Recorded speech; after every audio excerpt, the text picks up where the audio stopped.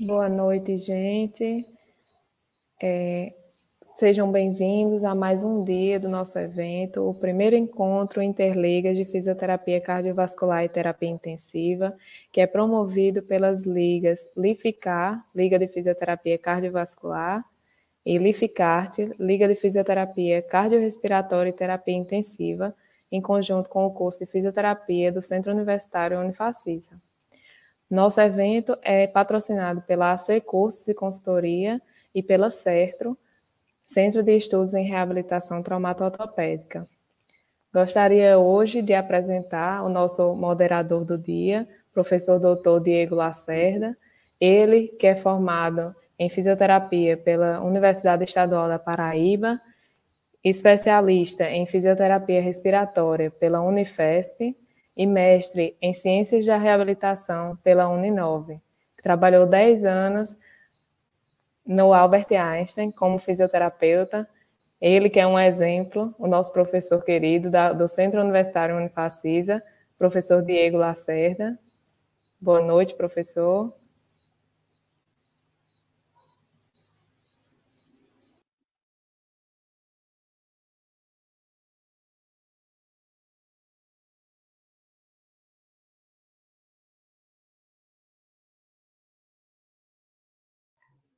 Professor Diego, por favor, abrir o áudio. Para variar, isso acontece nas transmissões ao vivo e nas melhores emissoras de TV, tá? Então, boa noite a todos. Para mim é uma honra estar aqui nesse evento, vendo brilhar essas duas ligas, fazendo um evento tão glamouroso, tão cheio de informação e conhecimento, né? Eu queria aqui ter a honra de apresentar a palestrante do dia, né, doutora Nicole Oliver, graduada em fisioterapia pela Centro Universitário de João Pessoa, UNIP, pós-graduada em fisioterapia na Unidade de Terapia Intensiva Adulto pela Faculdade Redentor Rio de Janeiro e Interfísio Pernambuco, mestrado e doutorado em fisioterapia pela Universidade Federal do Rio Grande do Norte, UFRN, atuando como coordenadora científica da Regional Paraíba da Asobrafir e docente dos cursos de fisioterapia e da Uniesp e FPB. Passo a palavra agora, sigamos com a brilhante palestra do nosso evento com a professora doutora Nicole Oliver. Boa noite a todos. Obrigada, Diego, pela explanação, né, pela minha apresentação. Hoje estou aqui conversando com vocês e, primeiramente, eu gostaria de agradecer o convite, né? Assim, quem me conhece sabe que eu sou fã de carteirinha de ligas acadêmicas, né? E receber um convite de 2 ligas acadêmicas é algo que a gente não pode recusar, né? Então, hoje eu estou extremamente honrada, né, e feliz de estar aqui falando para vocês nesse primeiro encontro Interligas que esses meninos criaram, né? Em meio a uma pandemia, aí eles tiraram uma ideia tão bacana do papel para difundir, para expandir conhecimento, para expandir a ciência para todos os lugares, né, do Brasil, que eu já sei que tem inscritos de vários locais aqui do Brasil. Então, agradeço demais aos meninos da Alificar e aos meninos da Alificart pelo convite, e eles me sugeriram, né, falar para vocês um pouquinho sobre, né, a parte de gerenciamento da ventilação mecânica no paciente cardiopata. Então, quando a gente fala desse tipo de paciente, a gente tem aí alguns perfis de paciente que a gente pode encontrar dentro de unidade de terapia intensiva. E aí, a gente tem aquele paciente que é um paciente clínico, né, que descompensa e chega, talvez, descompensado para a nossa unidade de terapia intensiva, ou aquele paciente que, né, se faz presente na unidade de terapia intensiva após uma cirurgia, uma cirurgia cardíaca de grande porte, e esses tipos de pacientes são pacientes que podem vir a complicar, São pacientes que podem se tornar pacientes graves e são pacientes que podem permanecer por tempo prolongado aí na ventilação mecânica e, consequentemente, na unidade intensiva e hospitalar. E aí, quando eu comecei a pensar na aula, né, eu fiz, caramba, eu tenho tanta coisa, né, que eu posso falar para vocês, e aí, qual o caminho, qual é o rumo da aula que eu vou tomar? E aí, eu decidi conversar um pouquinho hoje com vocês mais sobre essa parte dos pacientes que estão, né, se recuperando de uma cirurgia e que são pacientes que podem complicar, né, devido a uma cirurgia de grande porte. E aí, como deve ser feito o gerenciamento da ventilação mecânica desse paciente, pensando que são pacientes que complicaram, que se tornaram pacientes graves e que são pacientes que permanecem na terapia intensiva por um maior período de tempo, caso a estratégia ventilatória adequada não seja utilizada.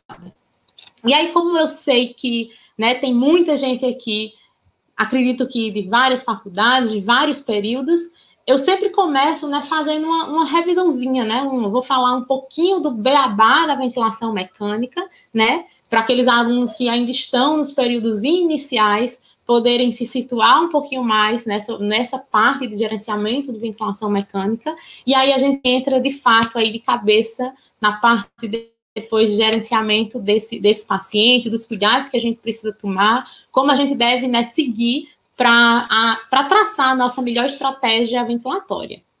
E aí, quando a gente fala de ventilação mecânica invasiva, a gente tem que lembrar qual é o principal objetivo da nossa ventilação mecânica, né? O principal objetivo de uma ventilação mecânica invasiva vai ser substituir ou auxiliar a função ventilatória de determinado paciente, uma vez que essa ventilação mecânica ela vai estar proporcionando aí melhoras de trocas gasosas e, consequentemente, diminuição do trabalho respiratório do nosso paciente. A gente já tem diversas diretrizes que abordam a ventilação mecânica para diversos tipos de paciente.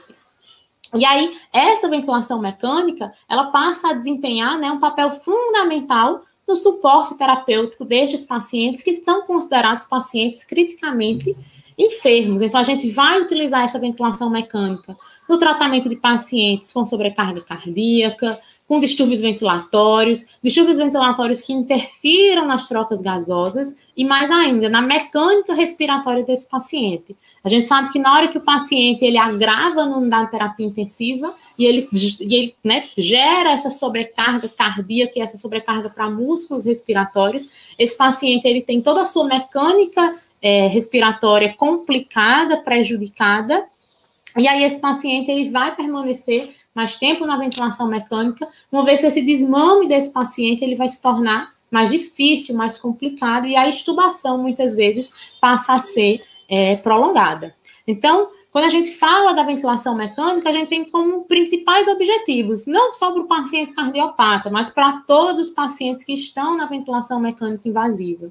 Manter e melhorar a troca gasosa, correção de hipoxemia e, consequentemente, aí, de uma acidose respiratória, corrigir as alterações de oxigênio, as alterações ácido-base que podem estar presentes nesse paciente, aliviar o trabalho de musculatura respiratória, principalmente naquelas situações agudas, né, onde a gente tem a alta demanda desse paciente vai estar elevada.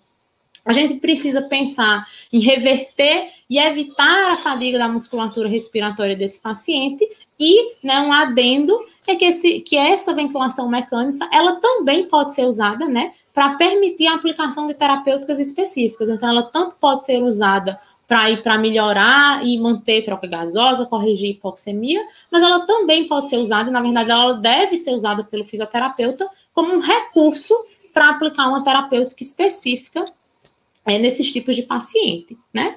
E aí eu trago para vocês, né, uma tabelinha aqui já bem antiga, está lá ainda no Consenso Brasileiro de Ventilação Mecânica, alguns parâmetros que indicam a necessidade do suporte ventilatório, né? Então, quando o paciente está numa terapia intensiva e ele se agrava, algumas variáveis, elas nos mostram se esse paciente ele vai necessitar ou não de um suporte ventilatório invasivo. Então, frequência respiratória desse paciente vai ser avaliada, capacidade vital, volume minuto, as pressões parciais de oxigênio e CO2, né? A relação PaO2-FiO2, tudo isso deve ser avaliada e o fisioterapeuta e a equipe como um todo precisam tanto avaliar, né, os valores de normalidade desse paciente e assim avaliar quando esse paciente deve ou não ser instituído para ventilação mecânica. É importante a gente destacar que alguns pacientes, né, cardiopatas que são submetidos às cirurgias cardíacas, na verdade, eles vão ser, né, induzidos à ventilação mecânica uma vez do procedimento cirúrgico que eles vão estar sendo submetidos. Então, alguns cardiopatas, eles independem desses parâmetros aqui, então eles não chegam com esses parâmetros, mas eles, né, têm essa ventilação mecânica induzida pela necessidade da cirurgia cardíaca, e aí eles já chegam para a gente na unidade intensiva ou na unidade de recuperação anestésica, já ventilados, sedados, né, com um monte de drenos, né, nesses pacientes, e aí a gente vai ter que começar a ter um cuidado maior com esse paciente, porque sim, são pacientes que tendem, né, a ter um desmame rápido, são pacientes que tendem a ser estubados, digamos assim, mais rapidamente, mas a gente precisa lembrar que existe uma pequena parcela desses pacientes que podem complicar. E na hora que esses pacientes complicam, esses pacientes, sim, se tornam pacientes graves, né, críticos dentro de unidade de terapia intensiva. E aí, quando a gente fala de ventilação mecânica, a gente tem os nossos modos ventilatórios, né, e as nossas modalidades ventilatórias básicas. São aquelas modalidades e modos ventilatórios mais usados, né, ao longo aí do tempo, mais usados dentre as unidades de terapia intensiva, em todas as unidades aí, né, de Brasil, enfim. E aí, quando a gente fala de modo, a gente tem aqueles modos que podem ser modos controlados ou assistidos controlados e os modos espontâneos. Então, basicamente, a gente tem modo controlado, modo assistido, modo de suporte e modo espontâneo. Quando a gente fala do paciente cardiopata, não só do paciente cardiopata, mas da maioria dos pacientes internados nas unidades de terapia intensiva, o modo assistido controlado é aquele modo, né, mais utilizado, uma vez que o paciente ele consegue iniciar, né, aquele suporte ventilatório e o ventilador auxilia entregando, né, aquele, que eu falo, pacotinho de respiração que aquele paciente precisa, né, em detrimento aí do modo completamente controlado, onde esse paciente, né, fica completamente ausente, né, de participar dessa ventilação mecânica. E aí, como modalidades ventilatórias básicas, a gente tem ventilação controlada a volume, ventilação controlada a pressão, né, os famosos VCV e PCV, ventilação com pressão de suporte, ventilação mandatória intermitente, ainda é considerada, né, um modo ventilatório básico. E aí, quando a gente fala, né, dessas modalidades ventilatórias, basicamente, a gente tem, né, os dois modos que são mais utilizados, né, na prática clínica dentro das unidades de terapia intensiva, que são o famoso VCV e PCV, ventilação controlada a volume e ventilação controlada a pressão, e a gente ainda tem a pressão de suporte, né, o PSV, que é aquela bastante utilizada, principalmente quando os pacientes estão em processo de desmame ventilatório, para preceder aí a extubação desse paciente. E aí, quando a gente seleciona a modalidade ventilatória de um paciente em unidade de terapia intensiva, a gente precisa também perceber, né, que alguns parâmetros eles precisam ser ajustados de acordo com a modalidade de acordo com a modalidade ventilatória que esse paciente está sendo ventilado. E aí, na hora que a gente escolhe o modo VCV, né, ventilação controlada a volume, a gente não pode esquecer que os parâmetros ajustáveis serão volume corrente, o fluxo do paciente, a sensibilidade, né, que é o esforço despendido pelo aquele paciente para que uma nova inspiração seja gerada, né? A gente tem sensibilidade à pressão, sensibilidade a fluxo, a PIP do paciente tem que ser ajustada, frequência respiratória e FiO2, fração inspirada de oxigênio daquele paciente. Se a gente já ajusta o ventilador mecânico no modo controlado à pressão, alguns parâmetros eles permanecem iguais. Então, a sensibilidade, a PIP, a frequência respiratória e a FiO2, elas permanecem. Mas aí, a gente, ao invés de volume e fluxo, a gente vai ter que se preocupar com o ajuste de pressão inspiratória e o ajuste de tempo inspiratório do paciente.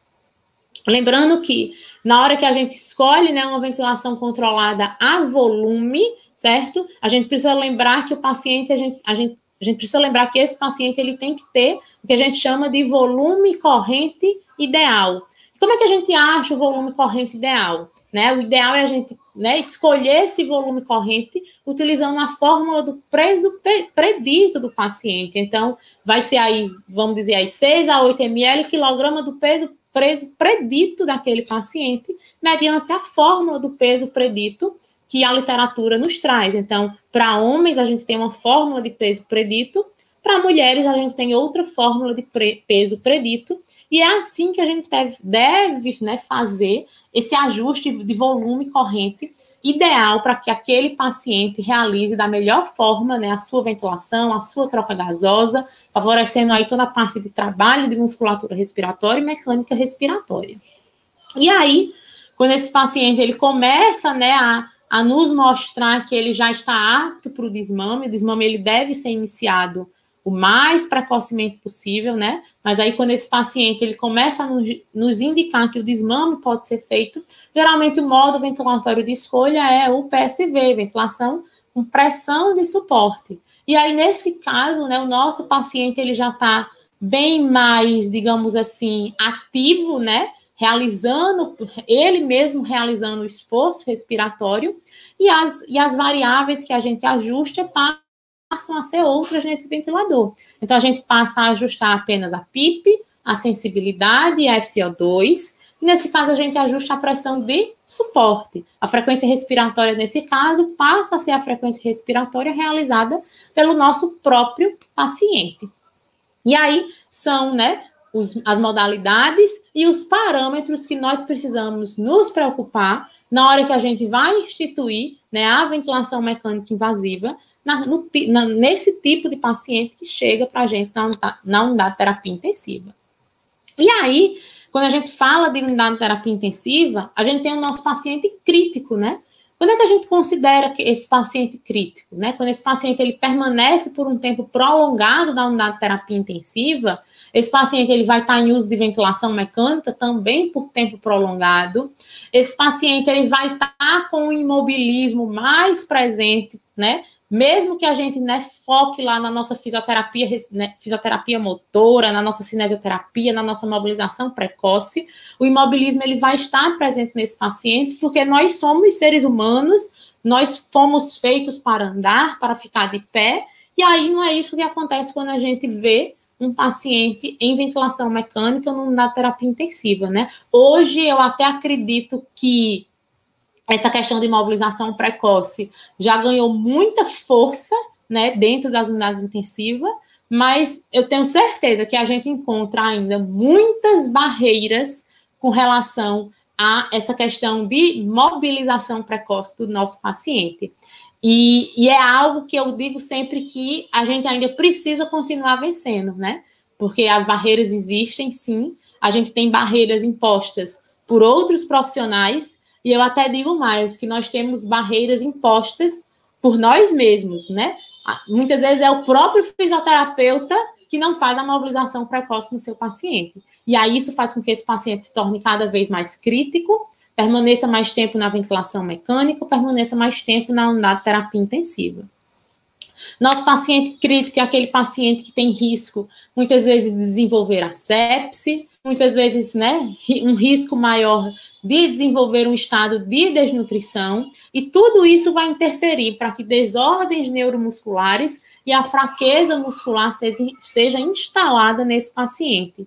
E aí, né, quando essa desordem neuromuscular e essa fraqueza muscular se instala, a gente vai ter um tempo de ventilação mecânica aumentado, um aumento do tempo de internação desse paciente e, consequentemente, a gente vai ter redução do status funcional desse paciente e, mais ainda, redução da qualidade de vida do nosso paciente.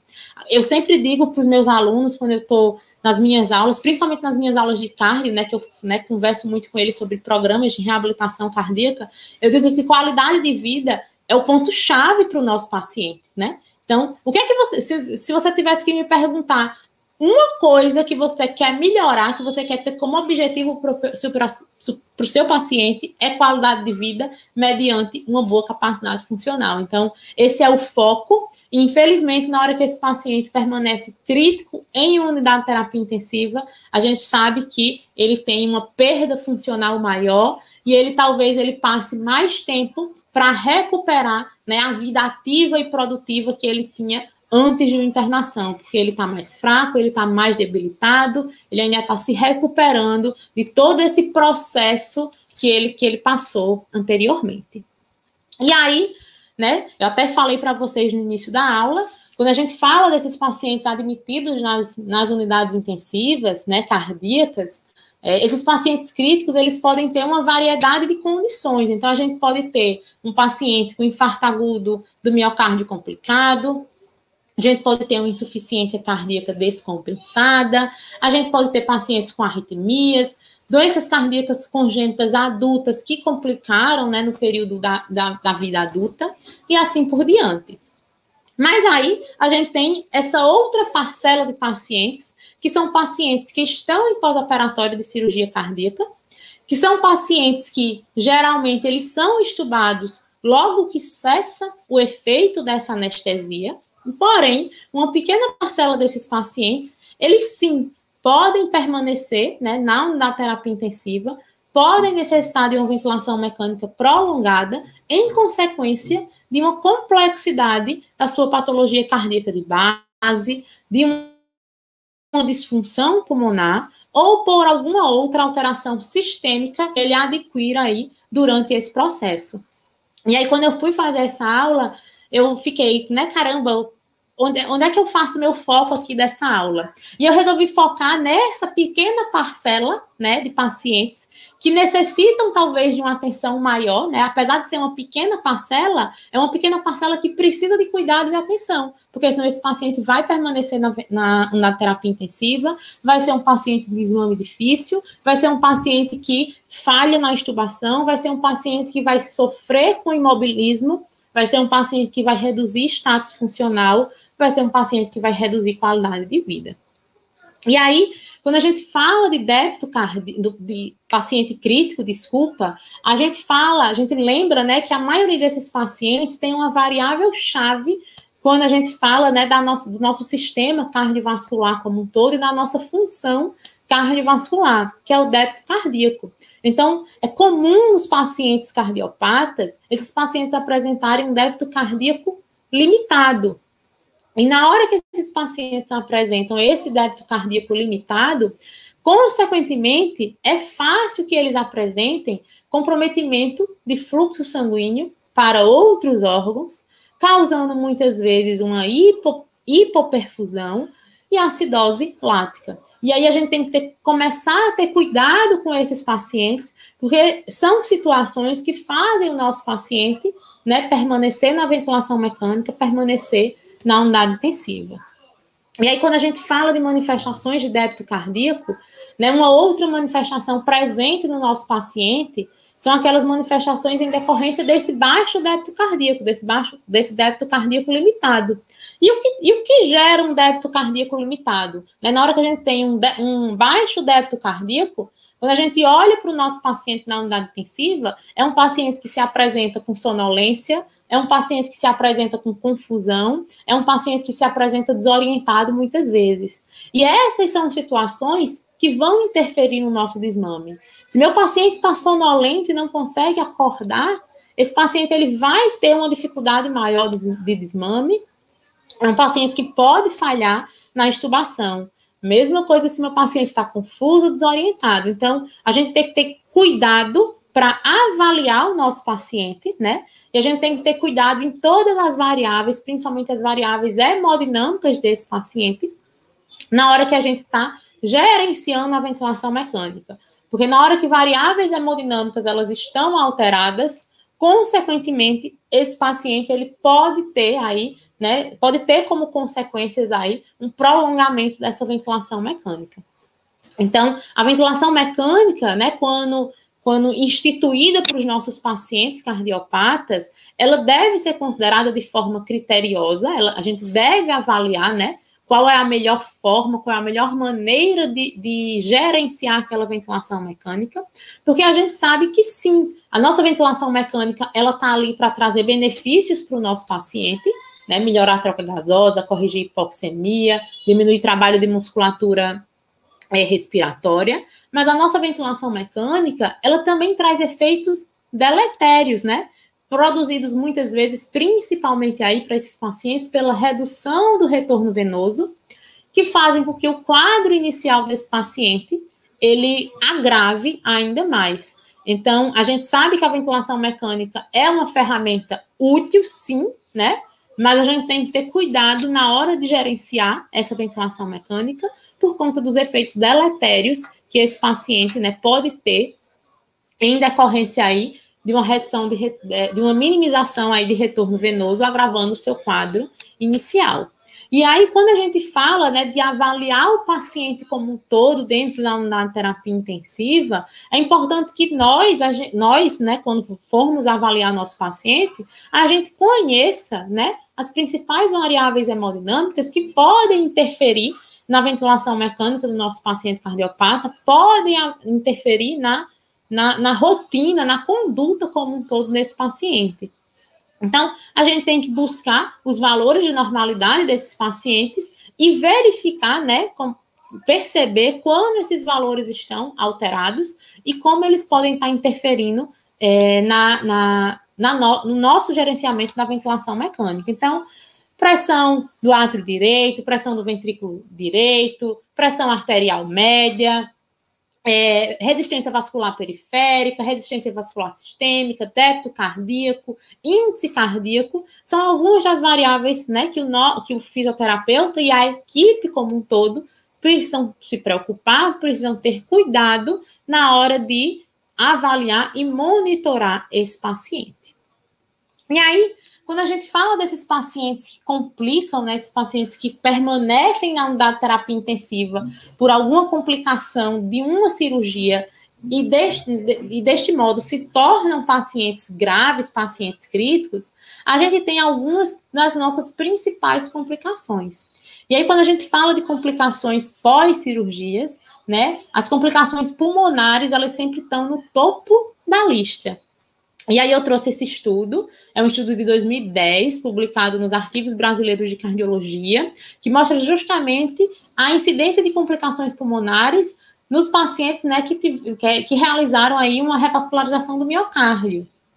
E aí a gente já sabe que sim, são elas as mais frequentes, e na hora que esse paciente, né, tem esse aparecimento dessa complicação pulmonar, essa complicação pulmonar ela surge, esse paciente ele vai estar mais predisposto a permanecer mais tempo na unidade intensiva e também mais chance de ir a óbito, certo? Então, esse estudo aqui, eu trouxe essa tabelinha que mostra justamente a incidência de complicações pulmonares e mortes durante a fase de pós-operatório desses pacientes de revascularização do miocárdio. Foram estudados nesse estudo 202 pacientes em um hospital universitário de referência no sul do Brasil, que foram submetidos à cirurgia de revascularização eletiva com ponte de safena e artéria mamária interna com uso de circulação extracorpórea. E aí, quando a gente mostra aqui, né, o resultado, a gente tem algumas das complicações pulmonares e daquelas que, né, aquelas que mais apresentaram incidência de complicações foram pacientes que apresentaram atelectasias e derrames pleurais. Então, eles ficaram aí no topo da lista de pacientes que complicaram e que se tornaram pacientes críticos internos devido a uma complicação respiratória no seu pós-operatório de cirurgia cardíaca. E aí, nessa tabelinha, a gente ainda consegue ver que sim, uma pequena parte desses pacientes, eles ainda foram a óbito, certo? 5,4% desses pacientes foram a óbito, e também uma pequena parcela permaneceu na ventilação mecânica por tempo prolongado por mais de 24 horas, o que não é comum para o paciente, né, pós-cirúrgico, que geralmente, quando cessa o efeito da anestesia, esse paciente geralmente é extubado. E aí, essa pequena parcela aí, ela precisa receber atenção especial, porque são pacientes que vão entrar talvez em desmame difícil, são pacientes que precisam de cuidado para não entrar ali no que eu já falei com relação à desnutrição, ao imobilismo e à perda do status funcional. Então, nesse estudo, foi observado algum tipo de complicação pulmonar em 90 dos 202 pacientes que foram avaliados. 90 pacientes dos 200 apresentaram algum tipo de complicação pulmonar. E aí, quando a gente fala, né, da relação com complicações, tanto cirúrgicos ou não, a gente tem uma associação maior com o tempo de circulação extracorpórea que esses pacientes receberam, certo? No período lá da cirurgia. O tempo de cirurgia desse paciente, certo? O tempo que esse paciente ficou em isquemia, né? Ficou em um período em isquemia. O tempo de permanência de drenos desse paciente, seja bilateral, unilateral ou drenos mediastinais. A localização pleural desses drenos e também a relação da fração de ejeção prévia desse paciente. Então, tudo isso são fatores, né, relacionados ao período pré- e intraoperatório desse paciente, que fazem com que o nosso paciente se torne um paciente grave, que permaneça na unidade intensiva, que permaneça ainda necessitando da ventilação mecânica por tempo prolongado.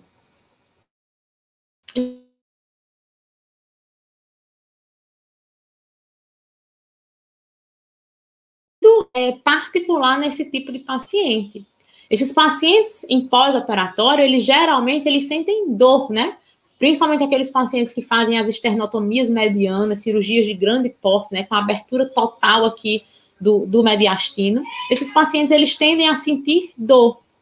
E aí começou a perceber que a dor associada ao uso de circulação extracorpórea, associada ao uso de anestésicos durante esse processo, tem uma tendência maior a trazer complicações para os nossos pacientes. Então, esses pacientes podem ter, muitas vezes, prejuízo na eficácia de tosse, diminuição da função ciliar, limitação de esforço respiratório, e essas complicações são complicações que fazem com que meu paciente, muitas vezes, apresentem uma fraqueza muscular respiratória mais, né, visível, mais imposta naquela situação, e, consequentemente, a interrupção da ventilação mecânica desses pacientes vai ser prejudicada. Então, na hora que esses pacientes sentem a dor associada ao uso da SEC, associada ao anestésico, eles têm chance de complicar, eles fazem fraqueza muscular respiratória e eles têm dificuldade na interrupção da ventilação mecânica. E aqui eu trouxe para vocês esse quadrinho, certo? Esse estudo foi publicado em 2009 na revista brasileira, acho que de cirurgia cardiovascular, isso. E aqui a gente vê o quadrinho da correlação, certo? Entre a pressão inspiratória máxima do paciente, aqui, ó, pressão inspiratória máxima do paciente, e os valores de escala de dor que esse paciente sente no seu pós-cirúrgico. E aqui a gente vê o pré-operatório, né? O primeiro dia de pós-operatório, o terceiro e o quinto dia de pós-operatório. E é o que a gente observa nesse paciente, né? No pré-operatório, esse paciente tem uma pressão inspiratória máxima preservada, menos 78 centímetros de água, e ele tem uma escala de dor de 1,38, né? O zero é o nada de dor, certo? Então, ele tem uma escala de dor de 1,38. E aí, esse paciente faz a cirurgia, esse paciente sai da cirurgia, chega na unidade de terapia intensiva. E aí, no primeiro dia de internação, na unidade de terapia intensiva, olha para quanto vai a escala de dor, olha para quanto vai a escala de dor desse paciente, 8,32, e olha como reduz a pressão inspiratória máxima desse paciente. Então, de 78, menos 78, essa pressão inspiratória cai para menos 56,9. E aí, esses dois fatores associados, o aumento da dor com a diminuição da fraqueza muscular respiratória, fazem com que esses pacientes, talvez, né, compliquem, tenham uma fraqueza muscular instalada e prejudiquem aí a interrupção da ventilação mecânica. E aí, quando a gente pega pacientes que muitas vezes já são sedentários, esses pacientes eles já chegam para a gente, muitas vezes, com uma pressão inspiratória máxima no período pré-operatório já baixa, já reduzida. E na hora que meu paciente ele tem uma pressão inspiratória já reduzida ainda na fase pré-operatória, quando ele chega no primeiro dia de pós-operatório, essa redução é ainda mais visível, prejudicando ainda mais, né, o gerenciamento da ventilação mecânica desse paciente, o desmame e a extubação desse paciente. E aí, à medida que os dias vão passando, né, esse paciente, ele tende, né, a aumentar de novo os níveis de pressão inspiratória máxima, e a escala de dor, ela vai reduzindo com o passar do tempo. Mas percebam aqui, ó, que o nosso paciente, ele está já no 5º dia de pós-operatório, certo? E a escala de dor aqui dele está aqui em valores próximos a 4, certo? Gente, esse paciente tinha uma escala de dor de 1,38 antes do procedimento cirúrgico. Então, é um paciente que ainda está sentindo dor, é um paciente que continua precisando de cuidados, continua sendo um paciente grave dentro da unidade intensiva que requer atenção. E aí, quando a gente pensa, mas aqui a gente está estudando, né, a curto prazo, a tendência é esses pacientes, né, já melhorarem essa pressão inspiratória aí, à medida que os dias forem passando. Sim, a tendência é essa, mas eu trouxe aqui outro estudo para vocês, que mostra o efeito, né, da cirurgia cardíaca, das cirurgias cardíacas na força muscular respiratória de pacientes, só que nesse caso a longo prazo. Foi um estudo publicado em 2019, certo? Fico devendo, eu acho que eu não trouxe aqui a revista para vocês, mas publicado em 2019. E o que é que esse estudo mostrou, certo? Aqui a gente tem os valores principalmente de pressão inspiratória e pressão expiratória máxima, e a gente tem esses valores no período pré-operatório e a gente tem no período pós-operatório depois de 6 meses de cirurgia. Apesar do p-valor aqui não ter dado, né, lá essas coisas, a gente pode observar numericamente, principalmente aqui pelos valores percentuais de MIP, né, pressão inspiratória máxima, que após 2 meses, essa pressão inspiratória ainda não retornou para os valores pré-operatórios. Então, a gente tinha pacientes com um percentual de pressão inspiratória de 88%, do que é predito para eles, e 2 meses pós-cirurgia, eles estão em 79,6%. Então, eles ainda não recuperaram completamente essa força muscular. Então, sim, são pacientes que precisam de cuidado, são pacientes que precisam de atenção, são pacientes que precisam tanto de uma estratégia ventilatória adequada, e são pacientes que precisam também de uma estratégia de fisioterapia, né, pensando aí nessa fraqueza muscular, né? Muitas vezes esse paciente, talvez, ele vai ser estubado, e ele ainda vai permanecer um curto período de tempo ainda na unidade de terapia intensiva, até ele ter a alta para o ambulatório, e nesse período a gente ainda precisa considerar esse paciente como sendo um paciente que precisa do máximo de cuidado e do máximo de atenção possível, pensando aí no que eu sempre falo, trazer função de novo para o nosso paciente, né?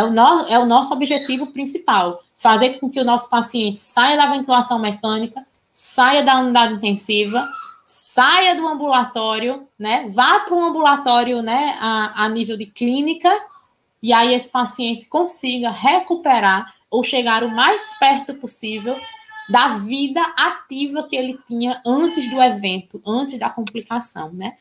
Para mim, esse é o foco principal. E aí, a gente tem alguns fatores que estão associados a esse desfecho no período pós-operatório. Então, a ocorrência dessas complicações, né, desses pacientes críticos, elas vão ter relação, né, com fatores ligados à condição clínica e funcional prévia desse paciente e também com questões ligadas ao tipo de procedimento cirúrgico que esse paciente vai estar realizando, vai ter realizado, que são os fatores intraoperatórios. E aí eu já falei de alguns para vocês, mas vou falar um pouquinho mais deles, que é a anestesia, né, o tipo de incisão cirúrgica, a circulação, né, extracorpórea, o uso da circulação extracorpórea e o imobilismo.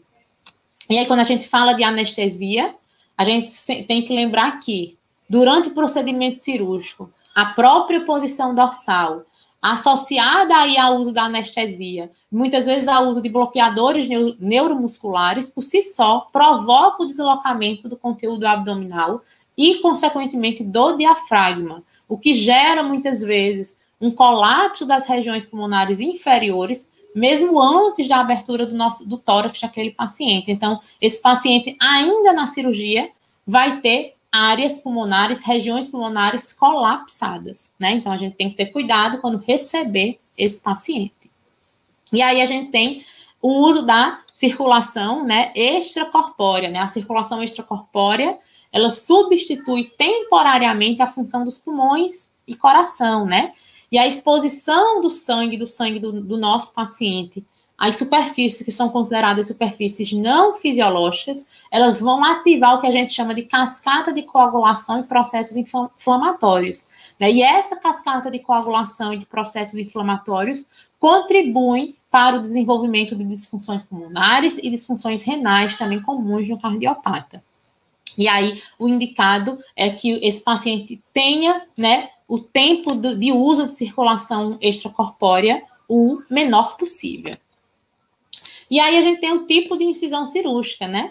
Quando a gente fala de abordagem cirúrgica, na abordagem cirúrgica desses pacientes, né, a gente tem, né, comum a abertura das pleuras, né, para colocação e instalação de drenos pleurais, além dos drenos mediastinais, né?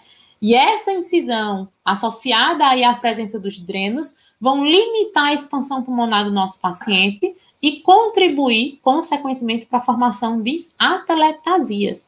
E aí, dependendo desse grau de atelectasia, esse paciente pode desenvolver variados graus de hipoxemia, variados graus de insuficiência respiratória, permanecendo numa ventilação prolongada, permanecendo na unidade de terapia intensiva. Quando a gente fala dos tipos de cirurgia, a gente tem a esternotomia mediana, né, a incisão da esternotomia mediana, a mais comum, né, ela é uma cirurgia de grande porte, mas ela ainda é a mais comum pela facilidade, né, do cirurgião em ter acesso ali ao coração e aos vasos de base, certo? Mas então, outras incisões também podem ser feitas, posterolateral, anterolateral, submamária. E aí, além das esternotomias medianas, a gente tem as incisões menores, né? Como as cirurgias minimamente invasivas, né? Que estão sendo cada vez mais frequentes, mas ainda ficam em segundo plano quando comparado à esternotomia mediana.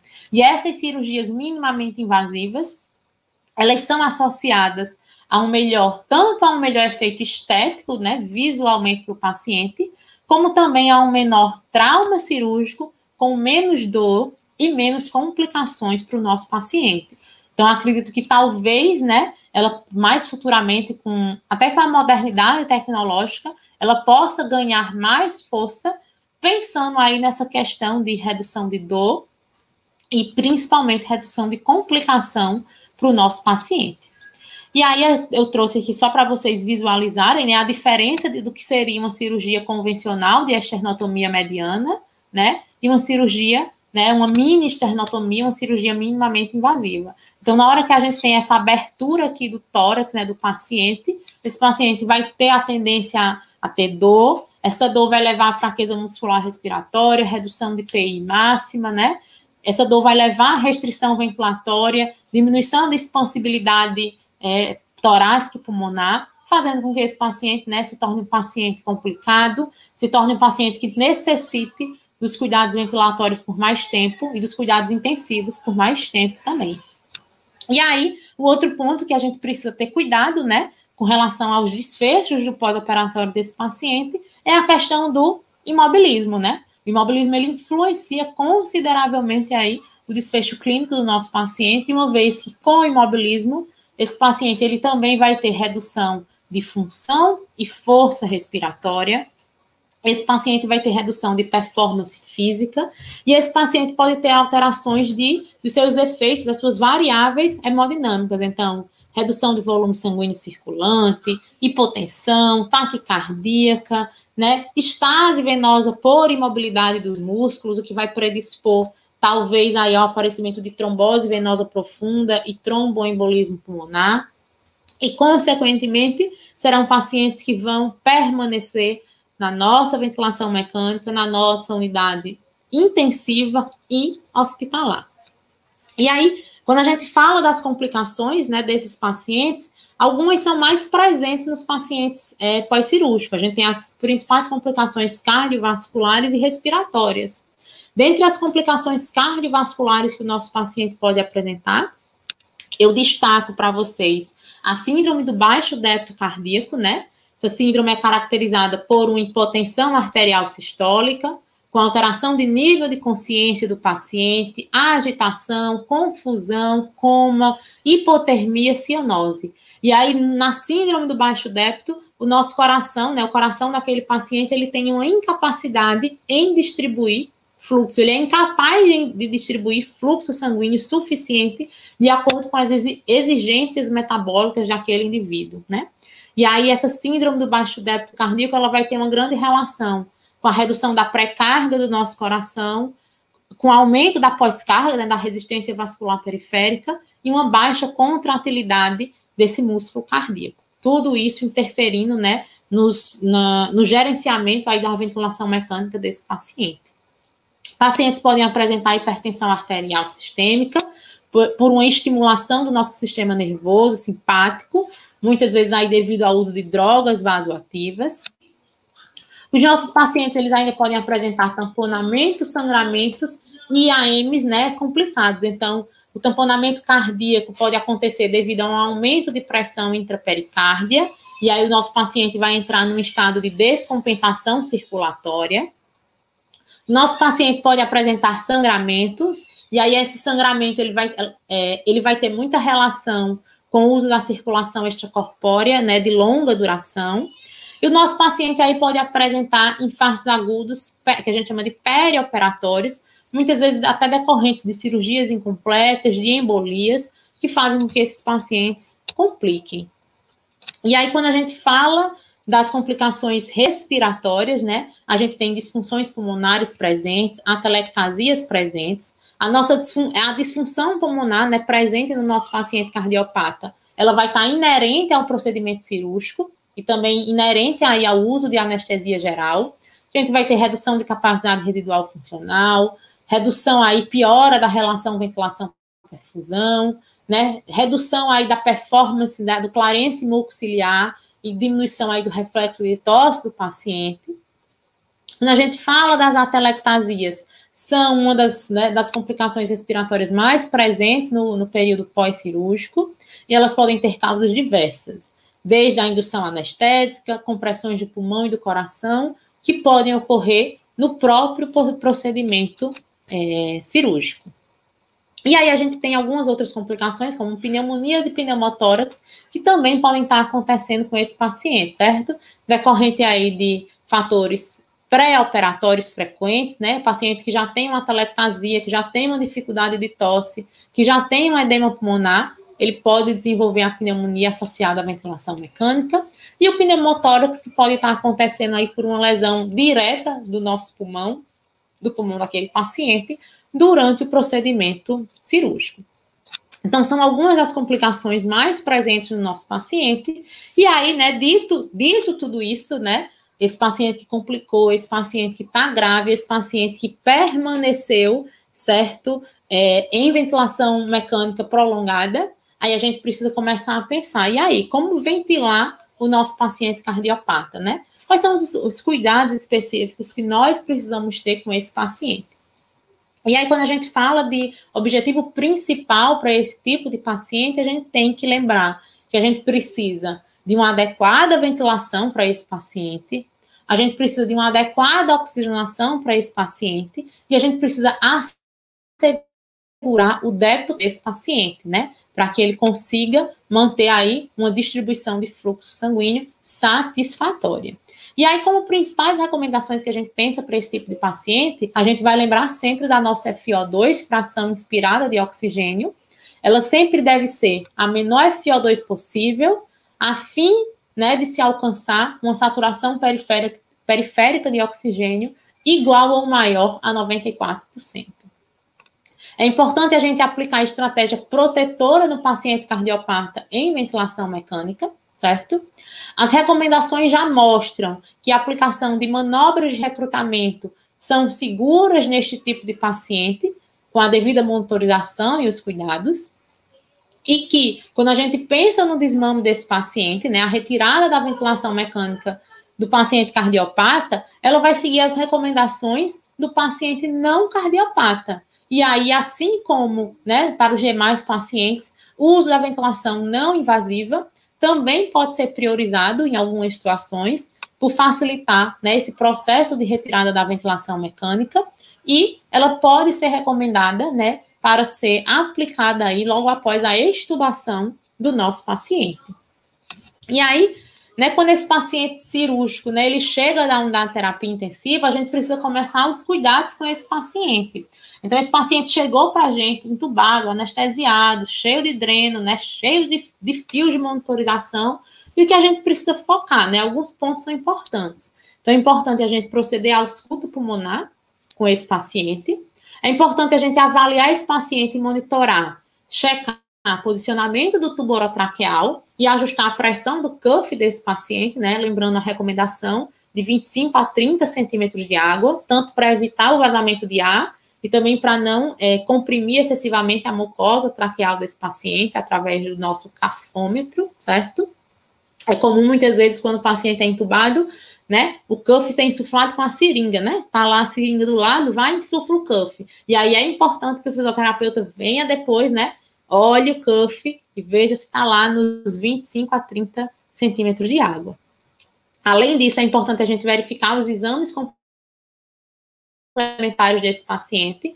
Na hora que esse paciente chega, a gente ajusta os parâmetros e aí 20 a 30 minutos após a chegada do doente para a gente checa os exames complementares, como a gasometria arterial e raio-x de tórax. O raio-x de tórax para a gente ainda vai ser útil para confirmar, né, o posicionamento do tubo. E aí a gente, depois disso, deve, né, ajustar os parâmetros e seguir verificando esses exames complementares com uma certa rotina, né, como uma forma de nos guiar sobre o correto ajuste e a correta monitorização que a gente tem que ter com esse tipo de paciente.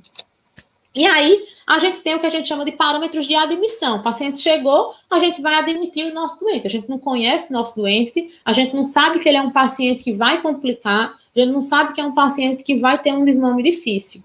E a gente tem esses parâmetros que são parâmetros de admissão, mas não é uma receita de bolo, né? Ventilação mecânica não é uma receita de bolo. O nosso paciente, ele precisa ser avaliado, ele precisa ser monitorado, mecânica respiratória precisa ser avaliada, né? Exames complementares precisam ser avaliados para que a gente realmente ajuste, né? Coloque no ventilador mecânico os melhores ajustes possíveis para esse paciente. Mas aí, como parâmetros de admissão, né, que eu digo assim, nas cegas, vamos receber o paciente, né, nas cegas. Geralmente a gente vai estar com uma ventilação assistida controlada. Muitas vezes a escolha vai ser a depender do centro, né, de terapia intensiva, mas é comum ventilação controlada a volume, um volume corrente de 6 a 8 ml quilograma do peso predito do paciente, levando em consideração aquela fórmula de peso predito que eu já mostrei anteriormente, ajustar fluxo do paciente de 8 a 10 vezes do volume minuto, tempo inspiratório do paciente 0,9 a 1,5 segundos, frequência respiratória entre 12 e 16 incursões por minuto, ajustar a PIP do paciente, 8 a 10 centímetros de água, FiO2 de 40%, e a sensibilidade desse paciente também deve ser, né, do ventilador mecânico, também deve ser ajustado. E aí, quando a gente fala de melhor estratégia ventilatória para o paciente cardiopata, né, a gente precisa pensar na modalidade de ventilação e na forma de ciclagem. E aí, qual vai ser a melhor modalidade e a melhor forma de ciclagem? Eu digo que vai ser aquela que melhor se adapte às condições clínicas do seu paciente. Vai ser aquela que vai trazer maiores efeitos positivos, tanto na oxigenação, quanto efeitos positivos na questão hemodinâmica do seu paciente, né? Então, não existe uma estratégia ventilatória, né, que vai ser usada com todos os pacientes, né? Não existe uma receita de bolo para ser usada com todo paciente. Ela vai ter que se adaptar à condição clínica de cada paciente. E aí, uma recomendação, né, que é bastante, né, falada, é a questão da estratégia ventilatória de proteção pulmonar. Por que uma estratégia ventilatória de proteção pulmonar? Porque a ventilação mecânica a altos volumes, ela está associada a um maior risco de mortalidade quando abaixo os volumes. E aqui, mais na frente, eu trouxe mais estudos que mostram essa questão, né, de uma ventilação mecânica a altos e a baixos volumes, e como é essa ventilação mecânica a altos volumes vai trazer aí maior risco de mortalidade para esse paciente. Então, a insuflação pulmonar com altos volumes, além de trazer maior risco de mortalidade para o nosso paciente, ela também pode alterar o controle autonômico desse paciente e, consequentemente, ela diminui o desempenho cardíaco por depressão simpática. Então, na hora que eu estou insuflando meu pulmão com altos volumes, eu vou estar diminuindo o desempenho cardíaco. Se eu estou diminuindo o desempenho cardíaco, eu vou alterar a hemodinâmica do meu paciente. Se eu altero a hemodinâmica do meu paciente, eu vou fazer com que esse paciente permaneça numa ventilação mecânica por mais tempo, né?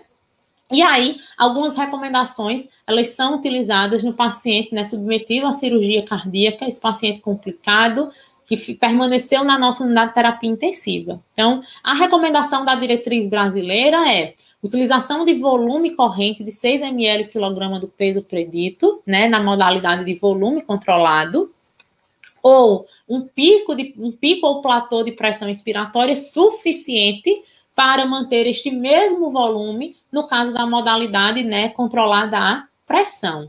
E aí a SOCESP, né, traz essa recomendação para o paciente cardiopata. Nesse caso aqui, a recomendação da SOCESP, né, da Sociedade Paulista, é para o paciente cirúrgico ou não, né? Então, paciente cardiopata cirúrgico ou não, paciente cardiopata grave cirúrgico ou não, ele deve receber um volume corrente aproximado de 8 ml/kg do peso predito, combinado com uma pressão platô menor que 30 centímetros de água. E aí a gente tem aquele parâmetro que eu mostrei mais ou menos na admissão de vocês, onde aí o volume corrente desse paciente vai estar aí variando em torno de 6 a 8 ml/kg do peso predito.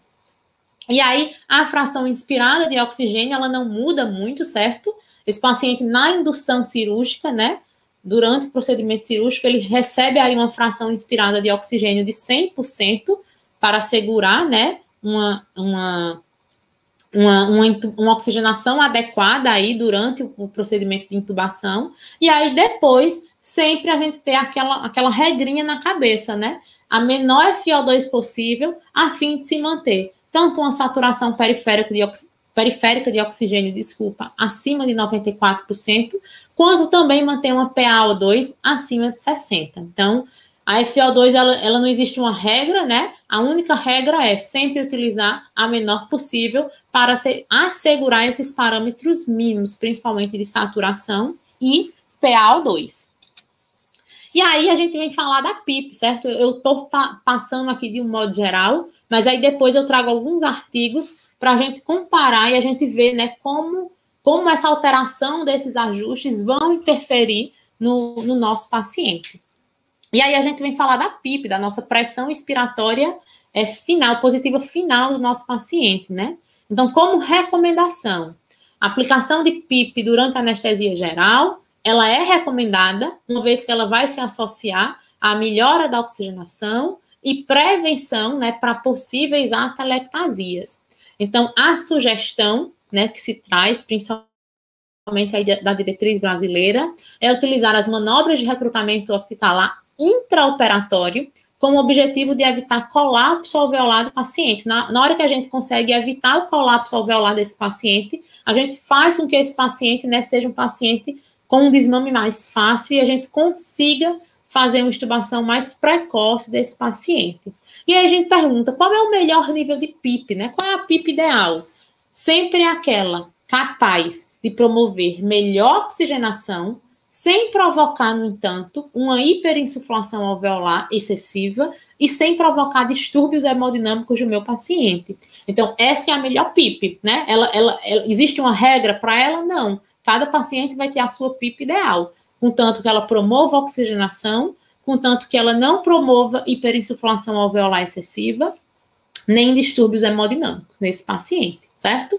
E aí, alguns estudos já, né, já avaliaram que as manobras de recrutamento alveolar associada a uma manutenção de PIP de 10, ela tem a tendência aí de reduzir uma resposta inflamatória pulmonar, de atenuar a diminuição da função pulmonar no pós-operatório desses pacientes e, consequentemente, atenuar a hipoxemia, ou seja, a manobra de recrutamento alveolar associada à manutenção de uma PIP de 10 centímetros de água, ela é benéfica para esse paciente e ela vai favorecer a nossa estratégia ventilatória escolhida.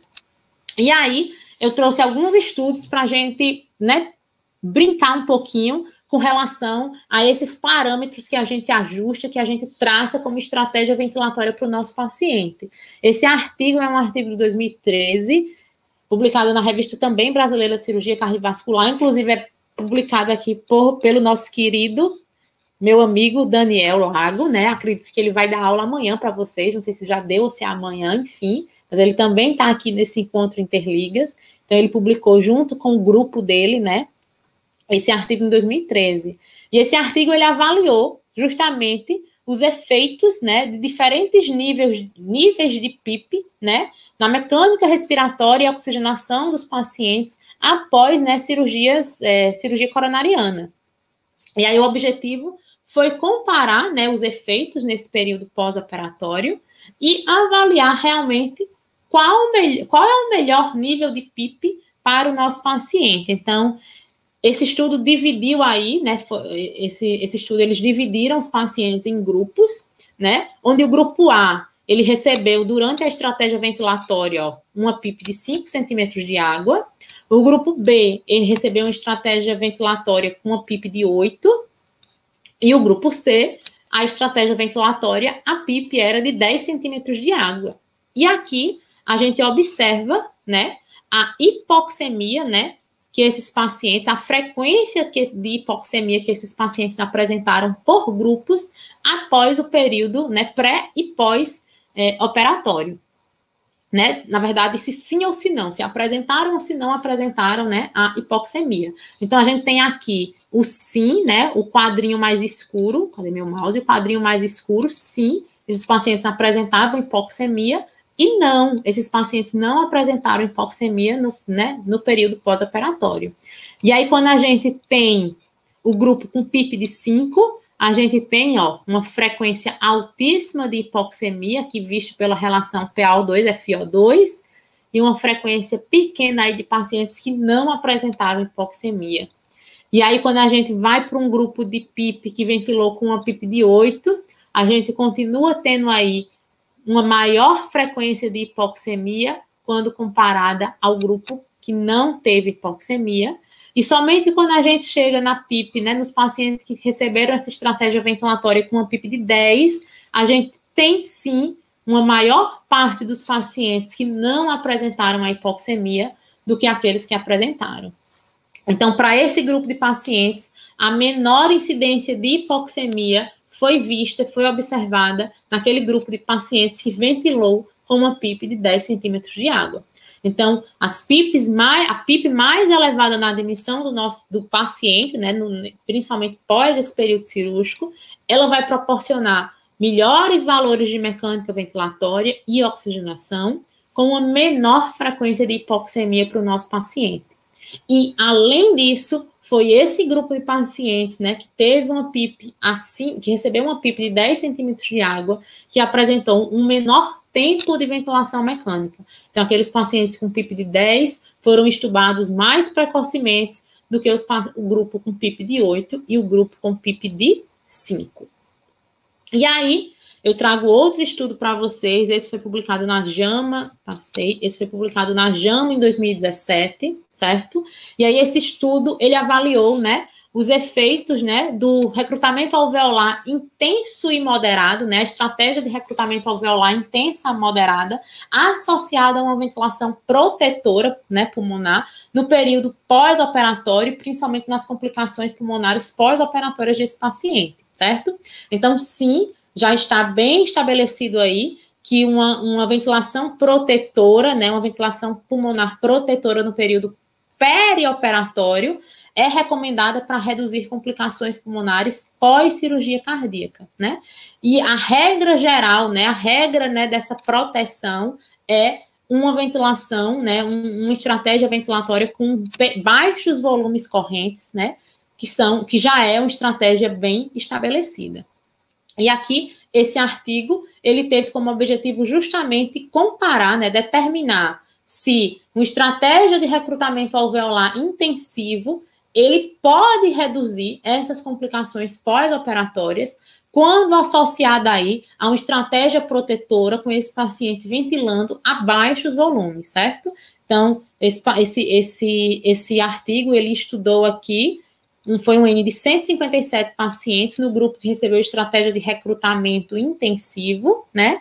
E 163 pacientes que receberam estratégia de recrutamento alveolar moderado associado aí à ventilação de baixos volumes. E aí esse artigo, ele avaliou a longo prazo, né, os efeitos, né, os desfechos secundários avaliados desse paciente foi o tempo de internação em UTI e hospitalar, a incidência de barotrauma e a mortalidade hospitalar dos nossos pacientes.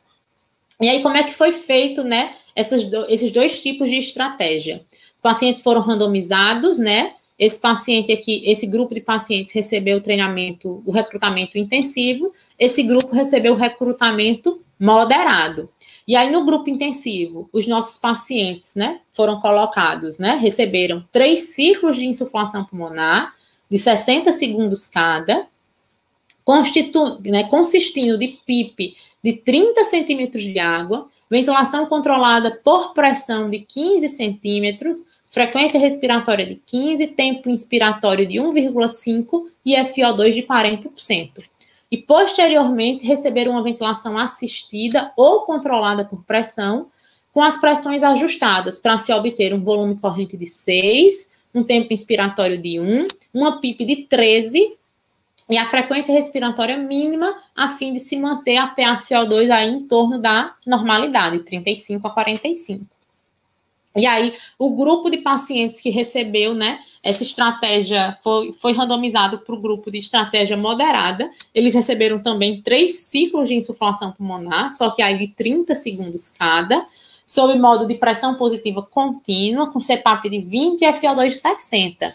E, posteriormente, receberam uma ventilação assistida ou controlada, né, por volume corrente também para um volume de 6 ml/kg do peso predito, um tempo inspiratório de 1, a PIP desse grupo ficou mais baixa, ficou uma PIP de 8, e a FI desse grupo ficou de 60%. A frequência respiratória é a mesma, a frequência mínima para se atingir a PaCO2 dentro da normalidade. E aí, o que é que foi observado nesses resultados? Foi observado que a gravidade e a ocorrência de complicações pulmonares pós-operatórias durante toda a internação hospitalar, ela foi reduzida no grupo de estratégia de recrutamento intensivo, ou seja, aquela que recebeu os ciclos de 60 segundos, que ficou com a PIP ao final de 13. Então, quando a gente vê aqui, ó, no score de severidade de complicações pulmonares dos nossos pacientes, né, o grupo moderado, passei de novo, o grupo moderado, ele teve um maior score de complicações pulmonares. E aí, quando a gente avalia, né, os desfechos secundários, a gente tem aqui, ó, vixe, que eu tô passando direto. A gente tem aqui, ó, tempo de internação na UTI, tempo de internação hospitalar, número de mortes e a presença de barotrauma para esses pacientes. E aí, sempre o grupo de estratégia moderada foi aquele que permaneceu mais tempo na UTI, né, 3,8 para 4,8, permaneceu mais tempo de unidade hospitalar, né, 10,9 dias contra 12,4 dias. Foi aquele grupo que também teve um maior número de óbitos, foi dobrado aqui para o grupo que recebeu estratégia moderada com uma PIP menor, certo? E o número de barotraumas esteve aí presente aí, foi quase similar, certo? Mas o grupo moderado ainda também saiu na frente, certo? Em relação ao grupo que recebeu estratégia intensiva com uma PIP de 13. E aí, quando a gente vê essa outra figurinha desse mesmo artigo, essa figura 2, ela traz o quadro de severidade, né, de complicações pulmonares no período pós-operatório. E essa grade vai do 0, onde aquele paciente não tem sintoma nenhum, certo? A partir da grade 3, né? Esses pacientes apresentam complicações pulmonares graves e o 5 já é o óbito, né? E aí, quando a gente avalia esses pacientes, o grupo que recebeu, ó, recrutamento, né, estratégia intensiva de recrutamento alveolar, 24 pacientes, né, apresentaram alguma complicação grave. 15,3% desses pacientes em recrutamento intensivo apresentaram alguma complicação grave. E aí, quando a gente vai para o grupo moderado, de uma estratégia moderada, a gente tem 43 pacientes, 26,4% desses pacientes apresentando alguma complicação pulmonar grave, né, nesse período pós-operatório. E aí, esse estudo ainda avaliou também a presença de hipoxemia, igual o estudo que eu mostrei anteriormente para vocês. Nesse caso aqui, eles compararam, né? Qual dos dois grupos foi aquele grupo que teve o maior percentual de pacientes com hipoxemia nesse período. E aí, a gente tem em azul mais escuro, aquele grupo, o grupo que recebeu estratégia intensiva, e em azul mais claro, o grupo com estratégia moderada. Então, os pacientes em estratégia, né, recrutamento intensivo, também apresentaram uma menor chance, né, um menor índice de hipoxemia. Então, entre aqueles pacientes com hipoxemia pós-cirurgia cardíaca, sim, o uso de uma estratégia intensiva de recrutamento alveolar, com uma PIP maior, uma PIP de 13 aí, no caso, em comparação com uma PIP de 8, certo? Em comparação com essa estratégia moderada, resultou em complicações pulmonares menos graves durante a internação hospitalar. E, consequentemente, se a gente tem complicações pulmonares menos graves, a gente tem uma maior facilidade de alta, de desmame desse paciente, de extubação desse paciente. E aí, fala um pouquinho sobre a questão do volume corrente desse paciente, né? Falei, né? Trouxe até a recomendação da diretriz de ventilação e da SOSFESP, né? Uma fala 6 ml, a outra fala 8. E aí, esse estudo foi publicado em 2012 na Anesthesiology, certo? E aí, ele dividiu, né, os pacientes em 3 grupos. Um grupo de pacientes ventilando abaixo os volumes, menos de 10 ml. Um grupo ventilando aí que ele chamou de tradicional, entre 10 e 12 ml quilograma. E um grupo ventilando a altos volumes, mais de 12 ml quilograma do peso predito. E aí, quando a gente olha para o resultado desse estudo, a gente tem uma série de variáveis que foram analisadas. Então, aqui, o grupo, né, que ventilou menos de 10, recebeu um volume corrente menor de 10, um grupo que recebeu entre 10 e 12 e o grupo que recebeu mais de 12. E aí, que quando a gente vê na duração da ventilação mecânica, ó, a gente vê que aquele grupo que ficou menos tempo na ventilação foi aquele grupo que teve uma ventilação, né, com um volume corrente menor do que 10. Quando a gente fala aqui, ó, nos dias de intubação, ó, períodos de intubação mais do que 48 horas ou mais do que 7 dias também, ó. O grupo de pacientes, né, aqui em 48 horas, ó, apenas 11%, né, ficaram quando receberam uma ventilação a baixo volume. E aí, quando a gente vai para uma ventilação a alto volume, 44%, né? Quando a gente fala de instabilidade hemodinâmica para esse paciente, que para o cardiopata é fundamental, a gente tem aqui, ó, o grupo com menos 10 volume também ganhando em comparação aos outros 2 grupos. E aí a gente tem ainda consequências, né, outras consequências que fazem com que nosso paciente permaneçam aí na terapia intensiva. Então, foi feita uma relação aí com a falência de algum órgão ou a falência de múltiplos órgãos para esse tipo de paciente. E aí, quando a gente observa isso, olha o que a gente vê aqui, ó, também, né? O grupo que recebeu um menor volume corrente, ele, né, saiu na frente em relação aí ao percentual de pacientes que tiveram falência de múltiplos órgãos em comparação aos outros 2 grupos. E aí a gente vê esses pacientes, ó, que permaneceram mais de 7 dias já na terapia intensiva, o que não é comum, né, para um paciente cardiopata, principalmente em período pós-cirúrgico. E aí, também, mais uma vez, o grupo que recebeu uma ventilação com volume corrente de 10 foi aquele grupo, né, que saiu ganhando em comparação aos outros 2 grupos, certo? E aí, esse mesmo artigo, ele trouxe aqui essa relação, né, da falência de múltiplos órgãos com esse paciente, e ele avaliou o odds ratio desse paciente, né, o fator de risco desses pacientes, né, em comparação aí com os 2 grupos. E aqui eu separei para vocês, ó, quando eles compararam o grupo que ventilou mais de 12, com mais de 12 de volume corrente, e o grupo que ventilou menos de 10, e comparou o grupo que ventilou de 10 a 12 com o grupo que ventilou menos de 10.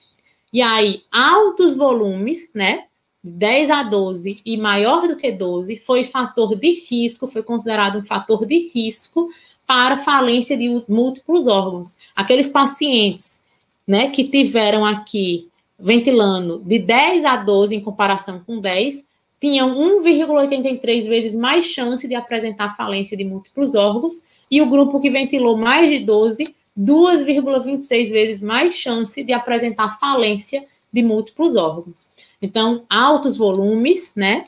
Ventilar a altos volumes foi um fator de risco independente para prolongar tempo de permanência na UTI dos pacientes em mais de 48 horas, com odds de 1,4 e em mais de uma semana com odds de 1,8. Então, aqueles pacientes que ventilavam, né, com altos volumes, eles tiveram 1,8 vezes mais chance, né, de permanecer na UTI por mais de uma semana, né, se tornando pacientes graves, se tornando pacientes críticos que precisam de cuidados. E aí, quando a gente fala das técnicas, né, desse paciente cardiopata submetido à cirurgia cardíaca, várias são as técnicas de realização de manobra de recrutamento alveolar.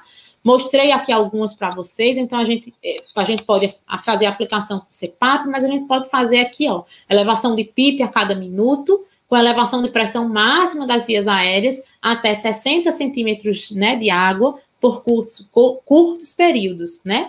Alguns estudos, esse estudo aqui foi um estudo de 2004, eles mostraram que não existe evidência de comprometimento de ventrículo direito após a cirurgia cardíaca, utilizando pressões de pico de 60 e a manutenção de uma PIP de até 17. É claro que a gente precisa lembrar que a gente precisa avaliar, né, e monitorar a PIP ideal para aquele paciente, aquela que vai trazer mais benefícios na oxigenação, sem fazer uma hiperinsuflação exagerada com esse tipo de paciente. O ideal é estar sempre avaliando para a gente ver, né, qual é realmente a PIP ideal para o nosso paciente. A técnica escolhida para a manobra de recrutamento alveolar, ela vai ser baseada na relação PaO2-FO2 do nosso paciente. Então, né, alguns estudos sugerem, se eu não me engano, essa recomendação aqui também é da SOCESP, tá? Os estudos sugerem, né, com a relação PaO2-FO2 menor que 200, um recrutamento com uma PIP de 20, uma relação PaO2-FO2 menor que 150, um regime de recrutamento com uma PIP de 30 centímetros de água, e pacientes que não se mostram respondedores, né, às condutas anteriores, um regime de recrutamento com uma PIP de 40 centímetros de água. E aí, né, a qualquer sinal de instabilidade hemodinâmica, como bradicardia, pressão arterial média menor do que 60 milímetros de mercúrio, né, as manobras de recrutamento alveolar, elas devem ser interrompidas e a gente deve voltar aos ajustes iniciais da ventilação mecânica. E aí, esse paciente... Tá passando? Deu uma pausa aqui no meu computador. Vamos ver se agora vai. Foi. E aí, esse paciente... Passou demais. E aí, esse paciente, né, que permanece na ventilação mecânica a longo prazo, eu prometo que tá acabando, viu, gente? Tô falando já demais aqui para vocês. E aí, esse paciente que permaneceu aí na ventilação a longo prazo, a gente precisa começar, né, mesmo ele sendo um paciente crítico, a gente precisa pensar, né, a retirar esse paciente da ventilação mecânica. Então, a retirada do paciente, ela deve ser, né, o mais rápido possível, assim que aquele paciente esteja, né, clinicamente apto, clinicamente estável. Então, a gente considera um paciente que tem sucesso no desmame, aquele paciente que passa no TRE, né, no teste de respiração espontânea, ainda conectado ao ventilador. E aí a gente diz que esse paciente teve sucesso na extubação quando esse paciente tem a prótese, né, o tubo orotraqueal retirado, e após passar pelo TRE, né, ele não é reintubado nas próximas 48 horas. Se esse paciente ele foi intubado nas próximas 48 horas, ele teve falha na extubação. E aí é importante a gente fazer uma avaliação diária, identificar a possibilidade, né, de descontinuar a ventilação desse paciente, visando sempre, né, diminuir o tempo de ventilação mecânica do nosso paciente. Então, o processo ele deve ser gradual, Muitas vezes ele vai ser realizado utilizando a própria pressão de suporte, com o paciente já utilizando o ventilador mecânico que ele está utilizando, e ainda tendo como, né, recurso aí auxiliar a ventilação não invasiva, né, para estar sendo utilizada com esses pacientes imediatamente após aí a extubação. E aí, esses pacientes, eles precisam ser avaliados para a gente considerar ou não esse desmame desses pacientes. E aí, eu não sei se vocês lembram que eu disse lá no início da aula, que o processo do desmame do paciente cardiopata, ele vai seguir as mesmas recomendações de um paciente não cardiopata. Então, eu preciso, né, que a causa da falência respiratória, né, que o motivo que levou a ele estar ali na ventilação mecânica tenha cessado. Eu preciso avaliar, né, parâmetros de PaO2, gasometria, avaliar a hemodinâmica do paciente, né, equilíbrio ácido básico, e aí sim, eu optar ou não por dar sequência ao desmame e à extubação ou não desse paciente. E aí, quando esse paciente está no processo de desmame, né, é importante ele ser colocado no TRE, no teste de respiração espontânea, certo? Durante aí 30 a 120 minutos, e esse paciente ele precisa ser monitorizado para os sinais de insucesso. E aí, quais são os sinais de insucesso que fazem com que esse paciente permaneça na nossa ventilação mecânica em unidade intensiva? Então, frequência respiratória elevada, queda da saturação, aumento de frequência cardíaca, né, alteração da nossa pressão arterial sistólica para mais ou para menos, e alguns outros sinais clínicos, como sudorese, agitação, alteração do próprio nível de consciência do nosso paciente. E aí, quando esse paciente interrompe a ventilação mecânica, geralmente, lembrem que eu botei lá no início da aula, o modo geralmente de escolha é o PSV, tem locais que usam muito o tubo T, né, mas o PSV é muito utilizado, né, até pela facilidade, né, de já estar ali o ventilador mecânico. Então, o paciente é colocado numa pressão de suporte, parâmetros mínimos, PS de 7, PIP de menor que 8, FO2 a menor possível. E aí a gente observa, né, esse paciente aspira vias aéreas superiores, aspira tubo, eleva a cabeceira desse paciente, desinsufla o cuff, realiza a extubação, e aí, caso necessário, quando o meu paciente não apresenta parâmetros, né, satisfatórios, a gente coloca esse paciente em oxigenoterapia ou até mesmo na VNI, certo? E alguns pacientes, como a gente está falando de paciente grave, né, são pacientes que podem sim entrar no que a gente chama de desmame difícil. Quando é que a gente encaixa um paciente no desmame difícil, né? Esse paciente é considerado um paciente em desmame difícil quando ele tem uma falha no primeiro TRE e ele necessita de até 3 TREs, né, 3 testes de respiração espontânea, ou até 7 dias após o primeiro TRE. E aí, o que é que a gente deve fazer com esse paciente, né? A recomendação para aquele paciente que teve falência no desmame e não passou no primeiro TRE é reconduzir novamente esse paciente para o suporte ventilatório, que ele proporcione conforto, troca gasosa adequada, né, por um período aí de 24 horas, e aí a gente repete o TRE, além de tentar identificar, né, as causas que levaram aquele paciente a falhar no teste de respiração espontânea. E aí, para tentar aqui resumir, né, tudo que eu falei para vocês, que eu falei um bocado, né, tudo que eu falei para vocês, o ideal, né, é a gente minimizar o máximo possível as complicações pós-operatórias, né? Uma vez que a gente avalia esse paciente no período pré-operatório, muitas vezes a gente consegue aí prever, né, se esse paciente tem mais chance ou não de complicar nesse período. A gente precisa saber que a modalidade de ventilação vai ser aquela que melhor, né, se adequa às condições clínicas do nosso paciente. A gente precisa sempre pensar em manter uma adequada ventilação, uma adequada oxigenação, e assegurar o débito cardíaco desse paciente e lembrar, né, de alguns desses estudos que eu mostrei para vocês na hora que a gente for gerenciar ali os parâmetros de ventilação mecânica. Então, ventilação a baixos volumes, com maiores níveis de PIP, manobras de recrutamento intensivo parecem ser benéficas para reduzir tempo de permanência em UTI e também tempo de permanência hospitalar, devido aí à sua relação com uma menor gravidade de complicações com estes pacientes. E acredito que é isso, gente. Então, espero que tenham gostado, né? Falei demais, no final eu até dei uma acelerada para para não perder a hora que eu estava aqui olhando para o relógio. Eu sempre digo isso para os meus alunos, sempre digo isso para os futuros profissionais que passam por mim, né? O futuro da fisioterapia é a gente quem faz, são vocês quem fazem, vocês estudantes principalmente quem fazem, certo? Existe uma mania feia por aí do povo dizer que fisioterapia não dá dinheiro, que fisioterapia é isso, vou fazer fisioterapia, aí soltam logo um vixe, né? E só depende da gente, né? Se você for um bom profissional, se você for reconhecido no que você faz, se você se dedicar, se você fizer o seu melhor, o seu reconhecimento vai chegar e, mais ainda, os seus pacientes serão beneficiados com relação a isso. É isso, gente. Obrigada. Agradeço mais uma vez aos meninos da Liga, da Lificar, da Lificarte. E é isso. Vou interromper aqui o compartilhamento e ficar aberta agora aí para as considerações.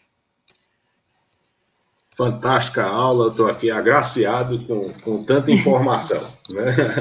Muito obrigado, professora Nicole Oliver. De nada. E, assim, muito, muito importante, né? Nós sabemos o perfil do nosso paciente, a gente fala em cardiopatia, mas a gente sabe que cada paciente ele apresenta um quadro diferente, né? Então, a gente pode ter nosso paciente com insuficiência cardíaca esquerda, com insuficiência cardíaca direita, e cada um vai necessitar de um cuidado diferente, né? Quando nós falamos em ventilação mecânica, a gente tem que customizar, vamos dizer, a nossa atuação de acordo com a necessidade, a fisiopatologia e o estado do paciente no momento, né? Então, que o nosso chat não para de aparecer elogios à palestra. Eu tava sem ver nada, né? Agora que eu tô dando uma olhada aqui nesse chat. Que bom, eu acho que Diva deve ser seu sobrenome, né? Porque todo mundo aqui tá dizendo. Isso deve ser meus alunos, que vivem me chamando assim. Então, foi muito bom. Algumas perguntas surgiram, né? Por exemplo, Luana Teodósio da Silva, né? Ela perguntou: no distúrbio ácido base, pode ser corrigido? O distúrbio ácido base pode ser corrigido com incrementos da ventilação alveolar?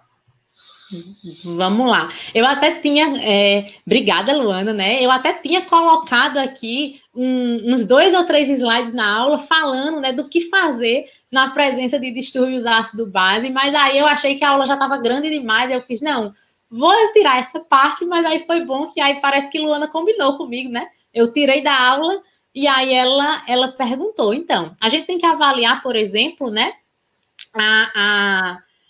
qual distúrbio ácido base aquele paciente vai ter, né? E como a gente pode aí tá utilizando, né, nossa estratégia de ventilação para reverter esse distúrbio. Então, por exemplo, na hora que a gente tem um distúrbio ácido base como uma acidose respiratória, a gente tem que lembrar que essa acidose respiratória ela é causada geralmente, né, aí por pacientes que estão em hipoventilação, pacientes que têm atelectasia, pacientes que uma atelectasia importante, pacientes que muitas vezes têm, né, a presença até de secreção pulmonar presente. E aí a gente tem que fazer, né, o inverso. Se esse paciente, se esse distúrbio, né, essa acidose respiratória, ela está acontecendo por uma hipoventilação, a gente tem que pensar em reverter essa hipoventilação. Então, a gente pode pensar em aumentar o volume corrente, a gente pode pensar em aumentar o tempo inspiratório, né, com um volume corrente mais baixo, a gente pode pensar em aumentar a frequência respiratória. E aí, né, no caso de um paciente já com alcalose respiratória, a gente tem que lembrar que na hora que a gente tem um paciente com alcalose respiratória, geralmente esse paciente, né, mais comumente ele vai ter uma hiperventilação. E aí a gente vai ter que pensar no ajuste, né, inverso para esse paciente. Então, vamos aí pensar em diminuir o volume corrente, aumentar o tempo inspiratório, né, pensar em também baixar a frequência respiratória, observar muitas vezes a necessidade de um ajuste de sedação junto à equipe. Então, considerar principalmente, né, o tipo de distúrbio que esse paciente tem, né? Se é um paciente que está hipoventilando, se é um paciente que está hiperventilando, e aí a gente alterar de acordo, né, com isso. Acredito que foi, né?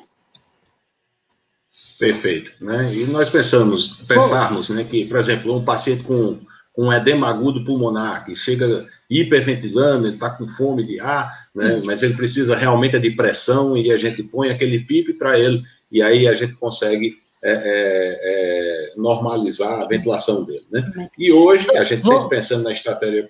desculpa. Não, pode falar, pode terminar. Pensando na estratégia protetora, né? Então, nossos pacientes ventilando com 6 ml por quilo de peso, né? Com cuidado na drive pressure, né? E sempre o delta de pressão sendo observado, né? Porque como você mostrou muito bem, quando se ventila com altos volumes, logo com um delta muito grande, com uma variação muito grande de pressão, a gente tem um pior desfecho desses pacientes, né? Você ia falando? Eu ia só aqui, que eu estou passando aqui os comentários de vocês agora. Eu estou vendo aqui meu grande amigo Diego Neves está aqui. Esse cara tem um nome muito bonito, né? Vou só dar um grande cheiro nele e dizer que eu estou com saudade. Perfeito. Alguém mais da plateia quer fazer alguma observação? Enquanto isso, eu vou fazendo as minhas, hein? Vou só conversar aqui um pouco. Já que a gente está aqui, nós vamos conversar. Eu falo muito, né, falei muito dessa parte de gerenciamento de ventilação mecânica, mas eu acho que eu sou tão fã da mobilização precoce que quando eu dou uma aula que eu falo de terapia intensiva, eu não consigo não falar de mobilização precoce. Na verdade, eu até falei, né? Falei do imobilismo, falei das consequências do imobilismo. Então, é algo que realmente, quando eu dou uma aula de terapia intensiva, eu dou uma aula que seja de gerenciamento de ventilação mecânica, eu sempre digo, a mobilização precoce, ela tá ali, ó. Ela tá ali, ela tá vindo atrás da ventilação mecânica. Não adianta o paciente da gente tá bom aqui, né, de pulmão, de ventilação, e a gente olhar para esse paciente e ele não conseguir sair do leito por fraqueza muscular periférica. Então, eu sempre puxo a orelha dos meus alunos, né, quando eu tenho que puxar, e eu sempre foco nisso, porque, às vezes, como eu disse na aula, a própria barreira do imobilismo num paciente grave na terapia intensiva é imposta pelo próprio fisioterapeuta. Então, o fisioterapeuta, às vezes, olha para aquele paciente e faz, vixe, está na hora do meu repouso. Vou ali deitar um tiquinho ali no repouso, daqui a pouco eu venho mobilizar esse paciente. E aí, vai adiando assim. Infelizmente, é algo que eu vivi, né? Hoje eu não estou atuando mais dentro da terapia intensiva, né? Eu deixei há algum tempo já, mas é algo que eu vivenciei e algo que eu vi muito presente nos meus próprios colegas de profissão. O que é triste muitas vezes de ver, né? Às vezes os outros membros da equipe até querem ajudar e é o próprio colega de setor, talvez, que coloca o empecilho para a gente estar ajudando esse paciente aí no que a gente chama de prevenir fraqueza muscular, né? Da função, novamente, a esse paciente. É isso. Falando em terapia intensiva, a gente pensa, a ventilação mecânica, um bom enfermeiro vai mexer, o médico vai mexer, o fisioterapeuta vai mexer, aspiração, qualquer um pode fazer, né? Exato. Mas quem vai tirar nosso paciente do leito? Quem vai fazer ele se mexer? Vai sentar à beira da cama, vai fazer um ciclo ergômetro, vai fazer exercício com força. Não no nosso pós-operatório cardíaco, é claro, porque a gente tem uma esternotomia ali para tomar conta. Alguns drenos, pleurais e mediastinal, que muitas vezes o próprio médico não permite sentar, né? Mas nas outras situações a gente tem que ficar muito atento a não ser relapso, né?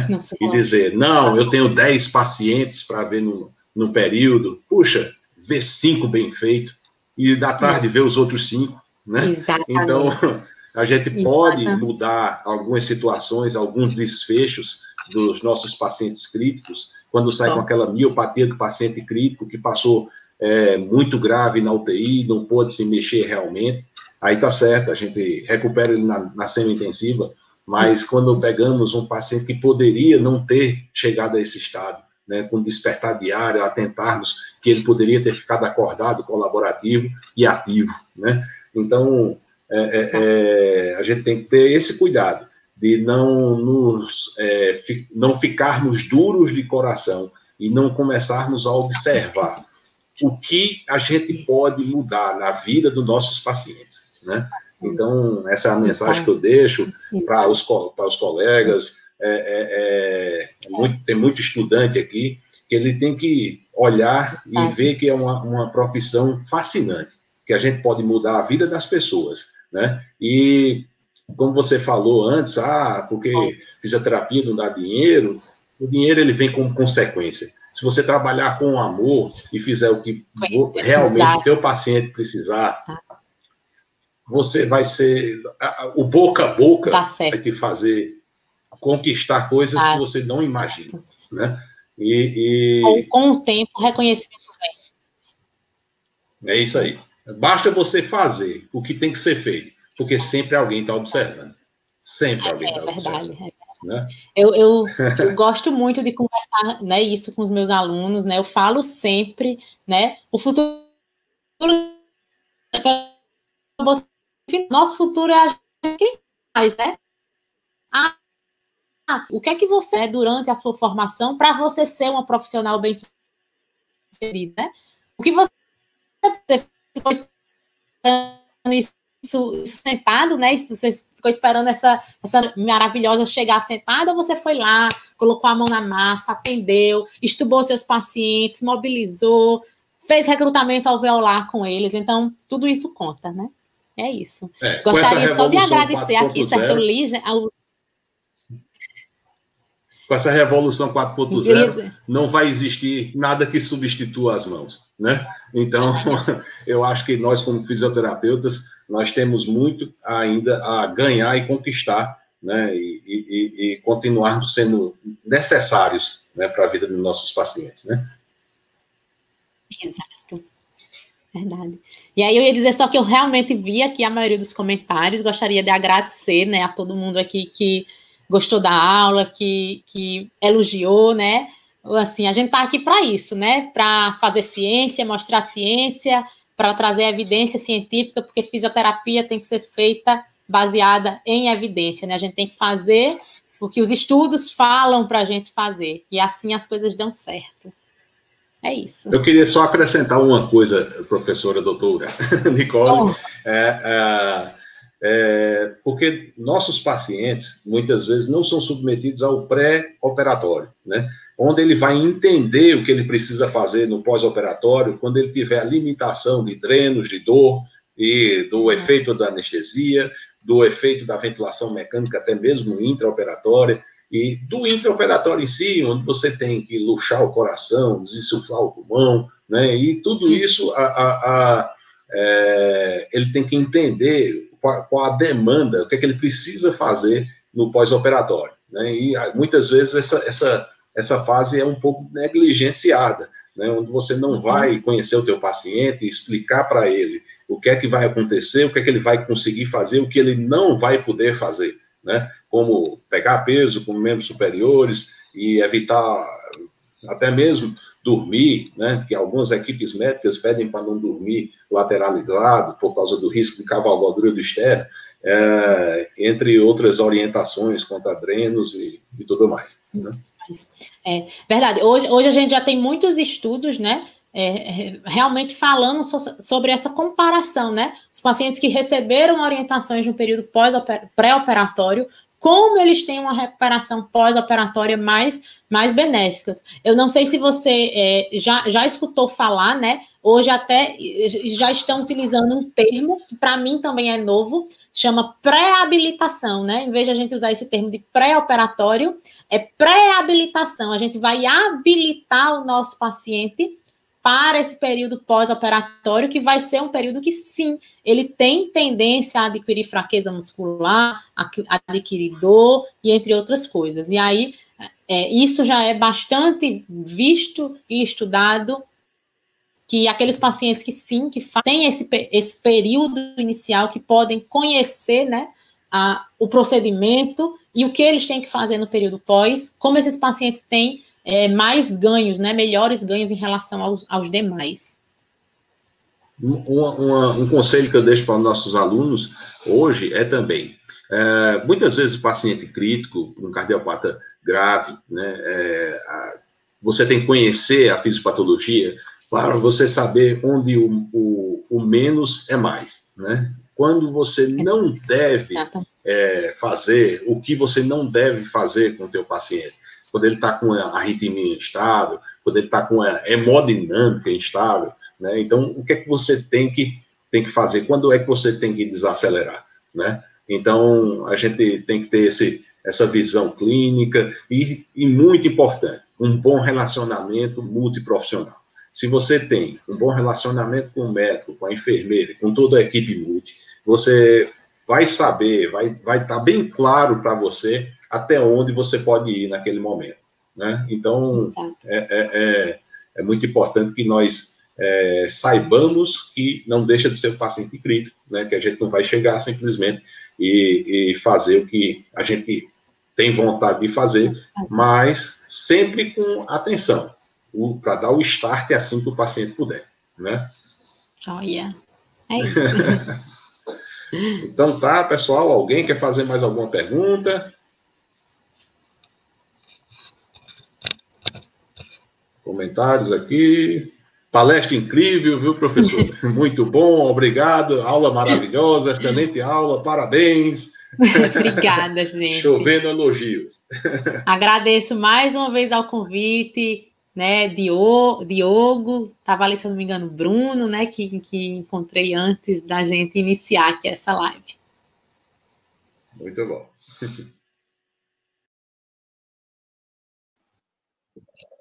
Boa noite, gente. Meu nome é Bruno, sou tesoureiro da Alificarte. Primeiramente, queria agradecer a presença de todos, agradecer a presença de Diego, professor Diego, que moderou a palestra de hoje, né? Queria parabenizar a doutora Nicole Oliver, a palestra foi sensacional, de verdade. Agradecer por ela ter compartilhado um pouco do seu tempo e conhecimento, né, conosco.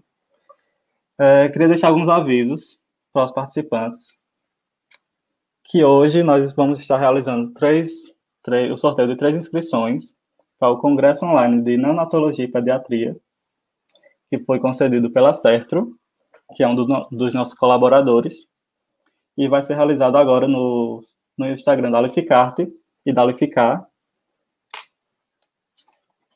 E é isso.